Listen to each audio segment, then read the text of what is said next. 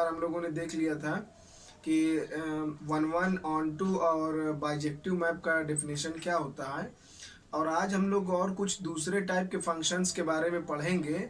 देखते हैं हम लोग इसे वन वन है तो उसके साथ और कौन से मैप हो सकते हैं, और ऑन टू है तो उसके साथ और किस टाइप का स्पेशल केस हो सकता है, उस मैप का क्या नाम है, और कुछ डिफरेंट टाइप के मैप के बारे में हम लोग जानेंगे।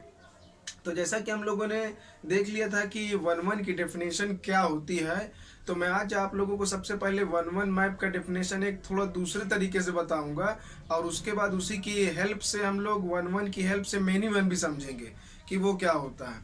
तो सबसे पहले वन वन मैप का डेफिनेशन एक दूसरे तरीके से और देख लेते हैं। हम लोग वन वन को मैप या फंक्शन दोनों ही कहते हैं। तो एक बार हम लोग वन वन मैप या इंजेक्टिव मैप जिसको हम लोग कहते हैं, उस मैप का डेफिनेशन हम लोग देख लेते हैं। इसको हम लोग मैप भी कहते हैं, वन वन मैप कह सकते हैं, या तो फंक्शन कहते हैं। तो फंक्शन को मैपिंग भी कहा जाता है या तो मैप कहते हैं। ये दोनों ही नाम इक्वली हैं, कुछ भी आप बोल सकते हैं, चाहे फंक्शन बोलिए, मैप, मैपिंग, कुछ भी बोल सकते हैं। तो एक बार हम लोग वन वन या इंजेक्टिव मैप का डेफिनेशन फिर से देखते हैं, थोड़ा दूसरे टाइप से कि कन्वर्सली उल्टा भी बोला जा सकता है। वो कैसे? पिछली बार हम लोगों ने इसमें देखा था कि एक फंक्शन है let F from x to Y, ये एक फंक्शन है from set X to set Y. तो इसको हम लोगों ने बताया था कि it is called one one. ये फंक्शन वन वन होता है, कब होता है? If F of X one is equal to F of X two. Means अगर हमारी दो फंक्शन, दो इमेजेस इक्वल हैं, तो ये इम्प्लाई करेगा कि हमारे एलिमेंट्स भी आपस में इक्वल हैं। तो हम लोग यही करते थे कि इसमें इमेजेस को इक्वल लेट कर लेते हैं और एलिमेंट्स को इक्वल प्रूव करते हैं। और इस तरीके से इसको हम दूसरे तरीके से भी लिख सकते हैं। अगर हम ये लिखना चाहें कन्वर्स, इसका कंट्रा पॉजिटिव स्टेटमेंट लिखेंगे कि if x1 is not equal to x2, this implies that f of x1 is not equal to f of x2। ये स्टेटमेंट दो तरीके से दिया जा सकता है, ऐसे भी दे सकते हैं, लेकिन हम लोग ज़्यादातर टेक्निकली यही थ्योरम का इस्तेमाल, इसका डेफिनेशन का यूज़ करते हैं क्वेश्चंस को करने में। तो इसमें बताया गया कि F X one is equal to F X two है, तो इम्प्लाई करेगा X one is equal to X two. Means अगर इमेजेस इक्वल हैं तो एलिमेंट्स भी इक्वल होंगे। और इसी स्टेटमेंट को हम दूसरे तरीके से बोल सकते हैं। ये जो स्टेटमेंट हम लोगों ने लिख रखा है, इसको हम दूसरी तरीके से ये बोल सकते हैं कि if elements are not equal then their images are also not equal. तो ये कहाँ से आया? हम लोग इसको उल्टा क्यों लिख रहे हैं? पहले इसमें इमेज की बात बताई गई, फिर एलिमेंट की, और इसमें पहले एलिमेंट की बात फिर इमेज की बात बताई गई, और इक्वल का बन गया नॉट इक्वल। तो जैसा कि हम लोगों ने 11th क्लास में पढ़ रखा है कि एक स्टेटमेंट अगर हमारा है कि P इम्प्लाइज Q, तो इसका हम कंट्रा पॉजिटिव लिख सकते हैं कि minus Q implies minus of P। तो अगर हम इस स्टेटमेंट को P बोल दें, अगर ये वाला स्टेटमेंट हमारा P है, इमेजेस वाला, ये हमारा स्टेटमेंट है P और ये हमारा स्टेटमेंट है Q। तो अगर P इम्प्लाई करता है Q को, ये P है, ये इम्प्लाई कर रहा है Q को, तो हम इसके बजाय, मतलब इसके इक्विवेलेंट, इस इक्वेशन के बजाय हम ये भी लिख सकते हैं। इसकी जगह ये भी लिखा जा सकता है कि अगर P इम्प्लाई करता है Q को, तो हम लिख सकते हैं minus Q implies minus P। तो माइनस Q, तो हमारा स्टेटमेंट ये है Q। माइनस Q का मतलब इस स्टेटमेंट का निगेशन, उसका उल्टा बोलना है। तो यहाँ Q का मतलब है x1 इक्वल टू x2, तो माइनस Q का मतलब होगा x1 is not equal to x2। तो P इम्प्लाइज Q को इक्विवेलेंट क्या लिख सकते हैं हम लोग? Minus Q implies minus P। Minus P कौन है? ये है। अगर ये P है तो माइनस P होगा नॉट इक्वल, तो ये हो गया हमारा माइनस P। इसको समझने के लिए एक एग्जांपल और दे सकते हैं। अगर हम ये कह रहे हैं कि P implies Q minus Q imply minus P होता है, तो इसका मतलब ये हम लोग कह सकते हैं कि एग्जाम्पल की मदद से, ये मैं समझाने के लिए आप लोगों को बता रहा हूँ कि इसका मतलब क्या होता है कि P इम्प्लाई Q, तो minus Q imply minus P, ये क्या है? तो ये कहाँ से आ गया?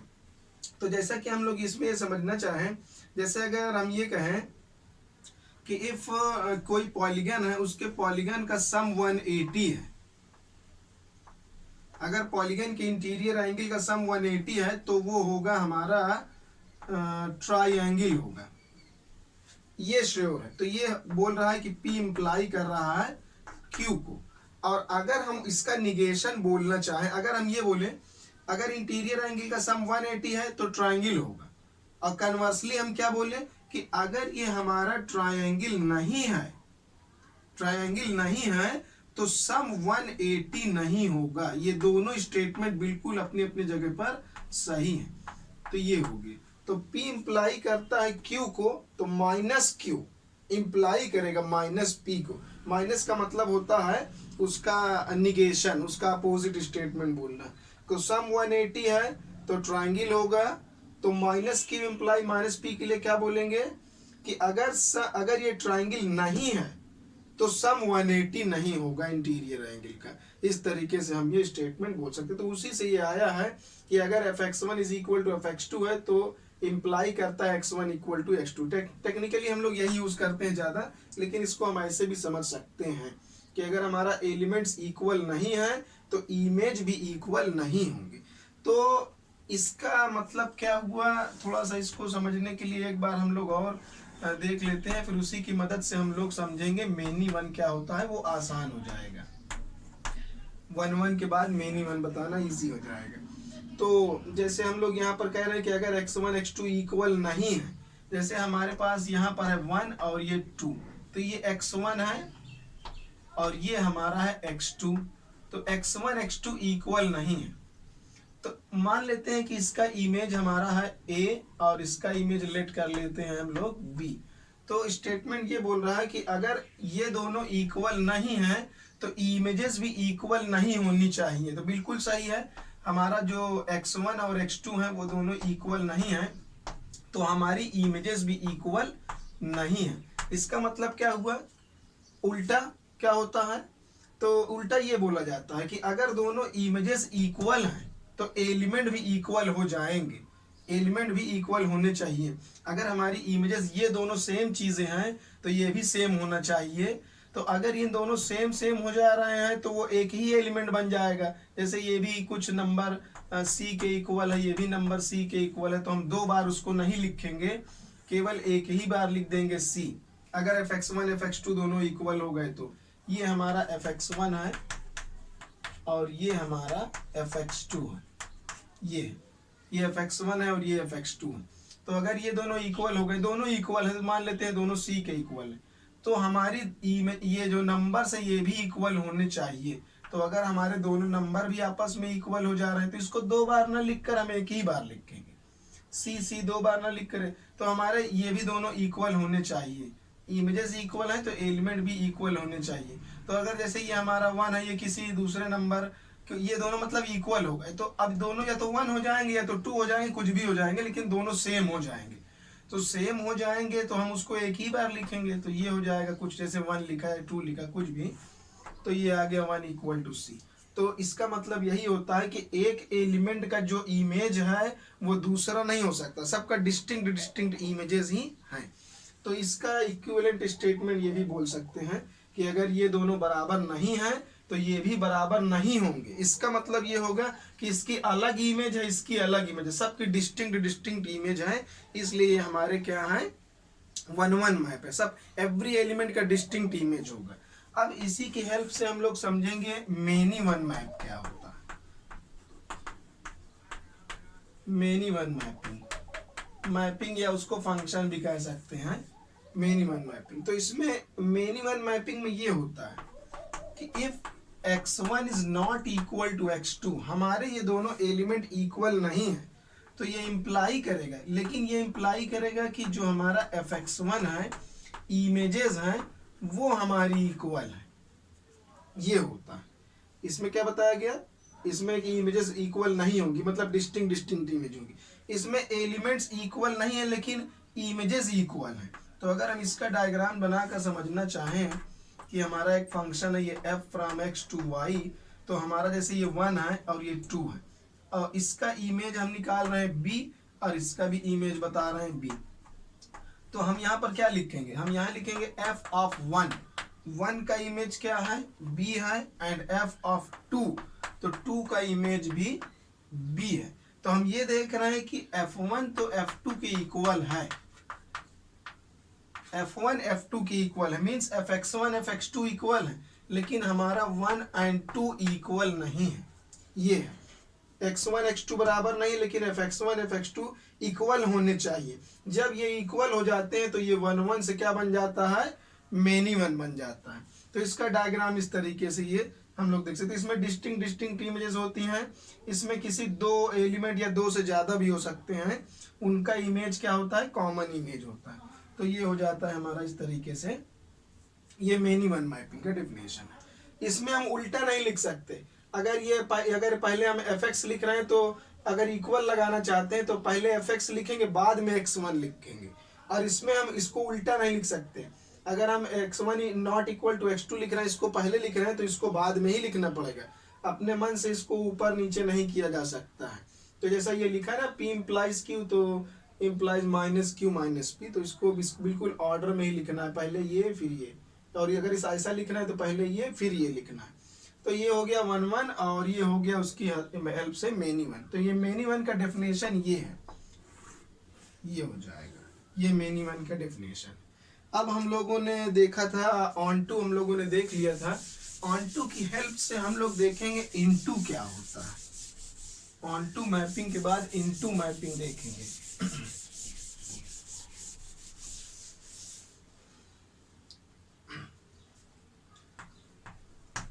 हम लोग थोड़ा सा ऑन टू देख लेते हैं कि ऑन टू क्या चीज है। ऑन टू मैप में ये बताया गया था कि हमारा ये जो है मैप है वो from set x to y है।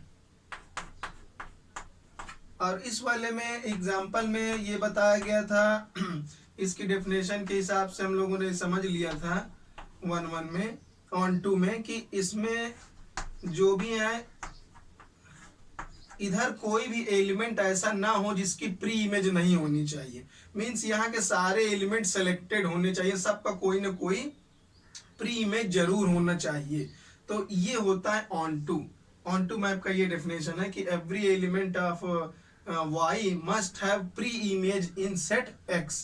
y के जितने भी एलिमेंट सबका कुछ ना कुछ प्री इमेज होना चाहिए। तो ऐसे केस में होता क्या है कि जो हमारा इमेज होता है, इमेजेस को हम लोग, जैसे अगर हमारा ये x1 है तो इसको हम लिखते हैं fx1, ये अगर x2 है तो इसको हम लिखते हैं f ऑफ x2, ऐसे। तो इमेजेस का जो सेट होता है, इमेजेस का सेट, इमेज सेट, उसको हम लोग नोटेशन देते हैं f of x। f of x elements हैं, fx1 fx2 fx2 fx3 and so on. तो ये हम लोग एक सेट बना रहे हैं, इमेजेस का सेट, इमेजेस का सेट। तो इस ऑन टू केस में जो इमेजेस का सेट होता है वो पूरा होल सेट y के इक्वल होता है, क्योंकि यहाँ से कोई भी एलिमेंट बाकी नहीं रह जाएंगे। तो इसलिए हमारा जो पूरा इमेजेस का सेट होगा वो पूरा होल y के इक्वल होता है। या तो हम लोग इसको ऐसा भी नोटेशन देते हैं, f of capital x। Capital x का मतलब पूरा होल सेट। ये जो पूरा होल सेट है वो अंडर द मैप f जो इमेज बनाएगा वो पूरा होल सेट y के इक्वल होगा, ऐसा भी लिखा जा सकता है। एंड इस केस में ये भी होता है ऑन टू में कि जो हमारा इमेज सेट होता है fx, ये जो होता है हमारा, ये पूरा का पूरा जो हमारा रेंज होता है इस केस में, वो रेंज हमारा पूरा f ऑफ x के इक्वल होता है। f ऑफ x का मतलब जो हमारा सेट y है उस पूरे y के इक्वल हो जाएगा। ये रेंज का मतलब क्या होता है, जो जो एलिमेंट यहाँ पर इमेजेस हैं उन एलिमेंट्स को हम लोग क्या बोलते हैं, मतलब इमेजेस के जो सेट होता है उसको हम लोग रेंज कहते हैं। तो ये हमारा रेंज पूरा का पूरा सेट y के इक्वल हो जाता है। अगर हमारा यहाँ पर कुछ एलिमेंट एक d बाकी रह जाता है, इसका कोई प्री इमेज नहीं है, तो ये ऑन टू ही ना होता, ऑन टू भी नहीं होता, और हमारा रेंज केवल ये होता a b c। तो रेंज हमारा पूरे होल सेट y के इक्वल ना होता क्योंकि d बाकी रह गया। तो ऑन टू बनने के लिए सारे एलिमेंट्स यहाँ से ले लिए जाते हैं, सबका कुछ ना कुछ प्री इमेज होता है। तो ये हो गया हमारा ऑन टू, ये हम लोग जान चुके थे वैसे भी। और इसकी हेल्प से हम लोग अब समझेंगे इनटू मैप क्या होता है। ये इनटू मैप है। इनटू मैप में क्या बताया गया है कि जैसे एक हमारा ये मैप है यहाँ पर सेट एक्स से वाई पर, एक मैप है हमारा f from x to Y, ये इनटू है। इनटू मैप जो है इसमें क्या होता है जैसे ही लिखा है 1 2 3 और यहाँ से ए बी सी, 1 का इमेज ए हो गया, 2 का इमेज भी ए हो गया और 3 का इमेज बी, तो यहाँ से एक एलिमेंट बाकी रह गया। तो इसका यही डेफिनेशन है कि सेट वाई का एटलीस्ट कम से कम एक एलिमेंट ऐसा होना चाहिए जिसका कोई भी प्री इमेज ना हो, तो ये इनटू मैप होता है, ये इनटू मैप है। इनटू मैप में एक वाई का एलिमेंट, इसका डेफिनेशन ये होता है कि F is called into, F को हम लोग बोलते हैं इनटू मैप या फंक्शन कहते हैं, if at least one element of set y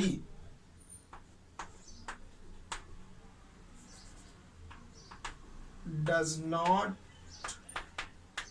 have any pre-image in set x, means set y का कम से कम एक एलिमेंट तो जरूर मिल जाए जिसका कोई भी प्री इमेज ना हो, तो ये हो जाता है इनटू।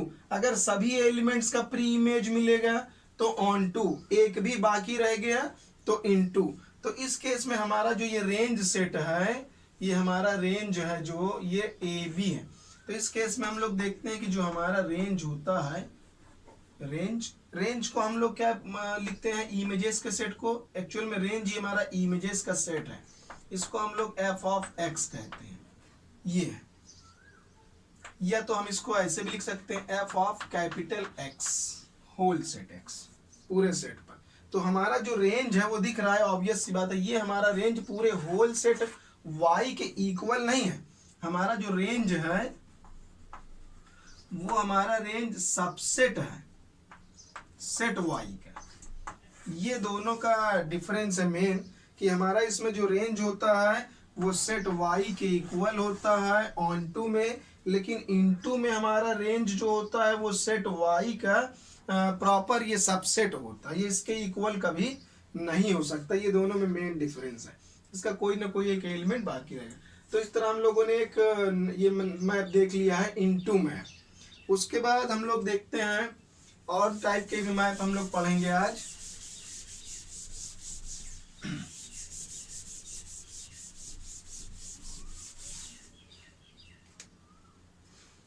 एक हम लोग मैप इसमें देखेंगे फिर आइडेंटिटी मैप। आइडेंटिटी मैप या फंक्शन दोनों ही नाम है, कोई भी बोल सकते हैं। तो आइडेंटिटी मैप के फंक्शन क्या होता है कि लेट, इसका डेफिनेशन है let F from x to x be a map या फंक्शन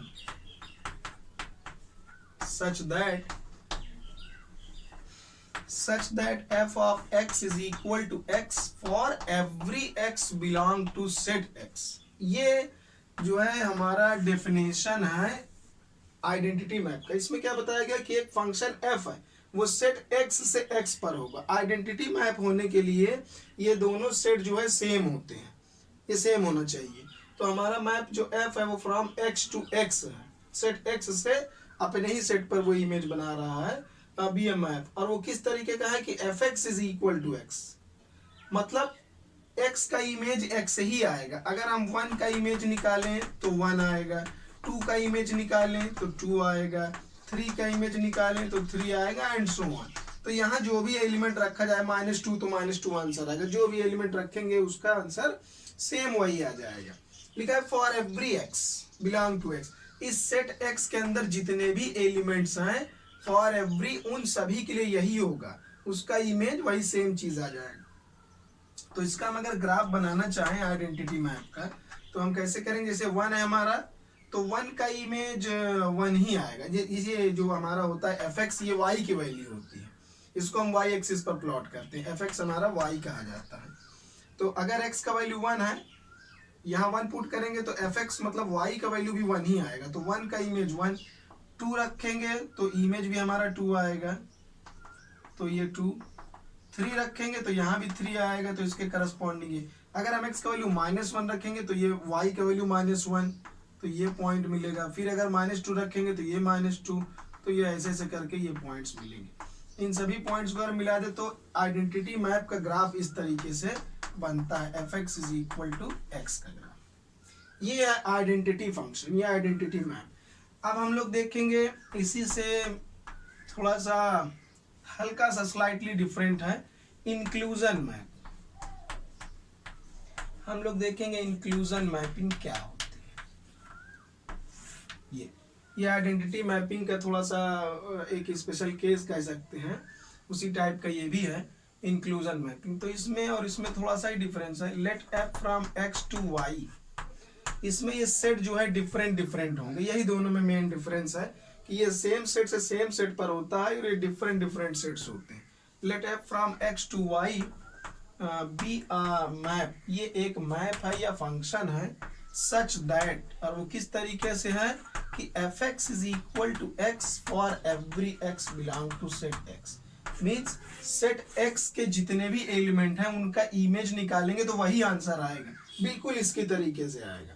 लेकिन दोनों में डिफरेंस क्या है? डिफरेंस ये है कि यहाँ पर सेट सेम होते हैं और यहाँ पर सेट जो है डिफरेंट हो सकते हैं। तो ये होता है हमारा जो है इंक्लूजन मैपिंग। जैसे हम लोग एग्जांपल के तौर पर ये देख सकते हैं कि हमारा एक अगर फंक्शन डिफाइन कर दिया जाए 1 2 3 से, हम लोग इसको डिफाइन कर दें -1 0 1 2 3 पर, तो अब हम ये लोग देख सकते हैं कि ये हमारा सेट डिफरेंट है, ये डिफरेंट है, ये x है, ये y है, ये अलग अलग है। तो अगर हम इंक्लूजन मैपिंग की बात करते हैं तो fx = x मीन्स 1 का इमेज 1 ही आएगा, 2 का इमेज करेंगे तो 2 आएगा, एंड 3 का इमेज करेंगे तो 3 आएगा। ठीक है, 1 1 पर चला जाएगा, 2 2 पर आ जाएगा और 3 का इमेज 3 रहेगा। लेकिन ये दोनों बाकी रह जाएंगे, ये क्योंकि ये सेट जो है दोनों क्या है डिफरेंट है। आइडेंटिटी मैप में दोनों सेट बिल्कुल सेम रखना है, यहाँ जो मैप होगा वही यहाँ, मतलब यहाँ जो सेट होगा वही सेट यहाँ भी होगा। लेकिन इंक्लूजन मैपिंग में डिफरेंट होते हैं, बाकी इमेज बिल्कुल वैसे ही आइडेंटिटी मैप की तरह ही निकलते हैं। तो ये हो गया हमारा इंक्लूजन मैपिंग या इंक्लूजन मैप, इंक्लूजन फंक्शन कुछ भी कहेंगे।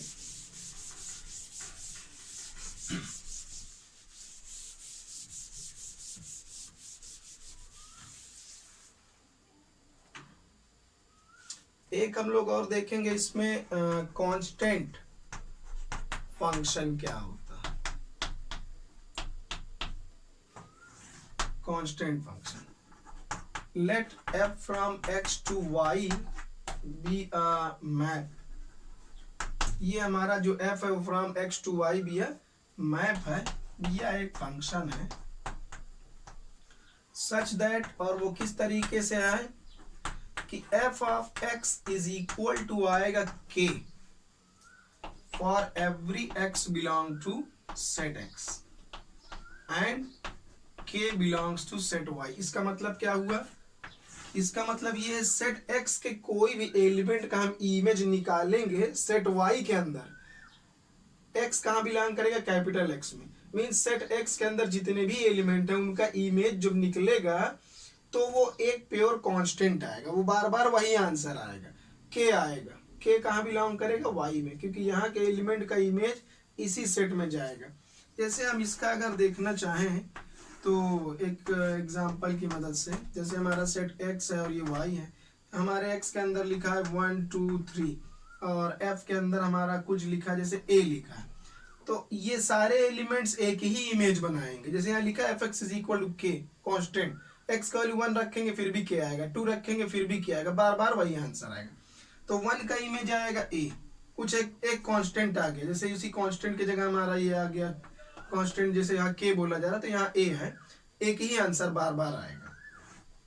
2 का भी आंसर 1 आ गया और इसका भी आंसर, सबका आंसर 1 वो a ही आ रहा है। अगर हम लिख रहे हैं f1 तो वो भी a आया, f2 वो भी हमारा a ही आ रहा है, f3 तो वो भी हमारा a ही आ रहा है, तो बार बार वही आंसर आएगा। तो ये होता है हमारा कांस्टेंट मैप। इसका ग्राफ हम लोग देखें अगर तो इस तरीके से होता है, ये एक एक्स एक्सिस के पैरेलल लाइन होती है, क्योंकि एक्स का वैल्यू अगर हम 1 डालेंगे तो आंसर आएगा वाई, ए आएगा इसके हिसाब से, तो ये ए हाइट हाईलाइट कर लेते हैं। 2 रखेंगे फिर भी वाई का वैल्यू ए के बराबर, 3 रखेंगे फिर भी वाई का वैल्यू ए के इक्वल, माइनस वाली वैल्यूज भी रखी जा सकती हैं। तो ये वाई एक्स एक्सिस के पैरेलल ग्राफ होता है। एक लास्ट और थोड़ा इन सब से हट के है, वो भी हम लोग देख लेते हैं, वो है रिस्ट्रिक्शन मैपिंग। वो थोड़ा सा अलग है इन सब से। एक लास्ट वो आज हम लोग देखेंगे, रिस्ट्रिक्शन मैपिंग क्या होता है।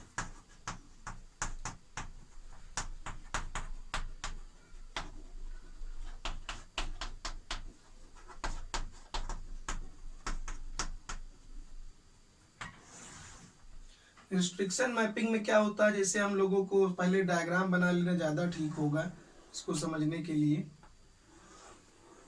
जैसे हमारा एक सेट है, इस सेट का नाम हमने दे दिया कुछ, इसके अंदर एक सबसेट भी है, इस वाले सेट का नाम है x1 एंड ये वाले सेट का नाम है x2 एंड ये हमारा सेट है y।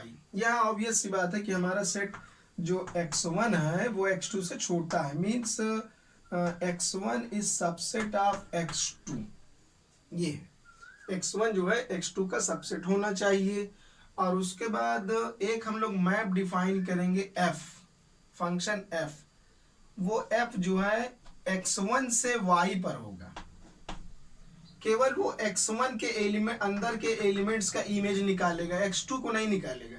f का काम है केवल इतने सेट के एलिमेंट्स का इमेज निकालना सेट y के अंदर।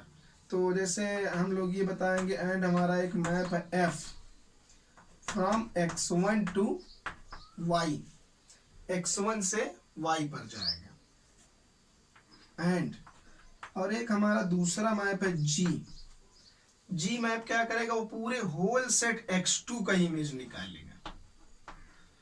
तो अब जब g मैप निकालेगा तो वो x2 का निकालेगा, तो x2 के अंदर तो x1 भी आ रहा है, तो इसके अंदर के जो एलिमेंट्स हैं जितने भी, उनका भी इमेज g निकालेगा, और जो ये आउटर रीजन में बाकी रह गए हैं उनका भी इमेज निकालेगा, क्योंकि सेट जो g है वो पूरे होल सेट x2 से y पर है, तो x2 के अंदर तो पूरा आ जाएगा, वो इसका इमेज भी निकाल देगा और इस वाले रीजन का भी, पूरे होल सेट का इमेज यहाँ निकालेगा। f क्या करेगा, f केवल x1 के अंदर के एलिमेंट का इमेज निकालेगा और दोनों ही सेट y पर ही जाएंगे। तो हमारा जो g मैप है वो g map from x2 to y है, और सच दैट वो किस तरीके से है कि fx जो है वो gx के इक्वल है।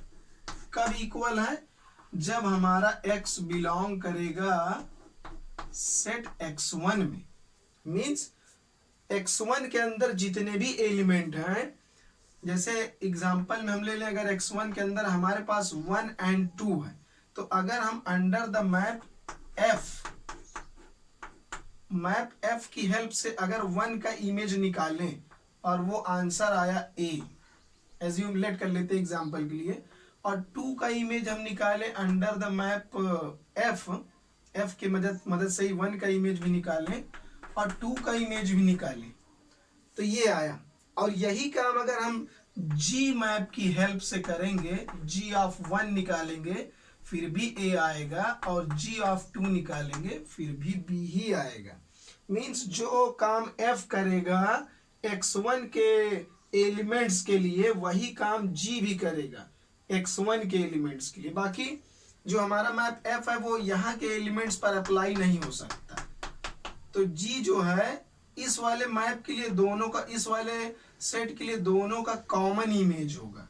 जो काम मतलब f करेगा वही काम g भी करेगा। तो यही हम लोगों ने इसमें लिख लिया है कि for every x belong to set x1, x1 के अंदर जितने भी एलिमेंट हैं उनका इमेज निकाले, चाहे f से चाहे g से, वो दोनों क्या होंगे, सेम होंगे।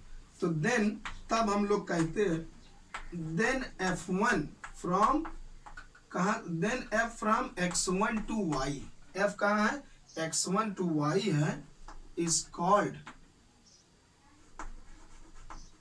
तो हम लोग इसको बोलते हैं is called restriction. Restriction of किसका रिस्ट्रिक्शन है? जी का, जो कि कहाँ है? x2 to y। तो हम लोग बोलते हैं जो हमारा f है सेट x1 से y पर, वो रिस्ट्रिक्शन है किसका? g का, फ्रॉम x2 टू y।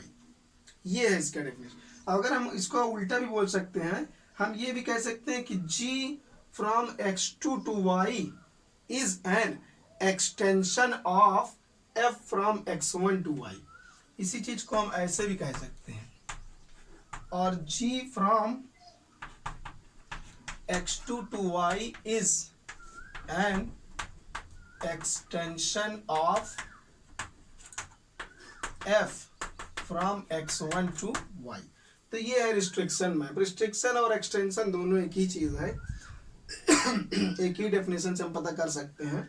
अगर हमारा x1 से y पर जा रहा है तो मतलब f1 जो है, अगर देखेंगे f को हम लोग g के रिस्पेक्ट में, तो वो रिस्ट्रिक्शन कहलाएगा। और अगर g को x के करस्पॉन्डिंग बोलेंगे तो वो हमारा एक्सटेंशन कहलाएगा।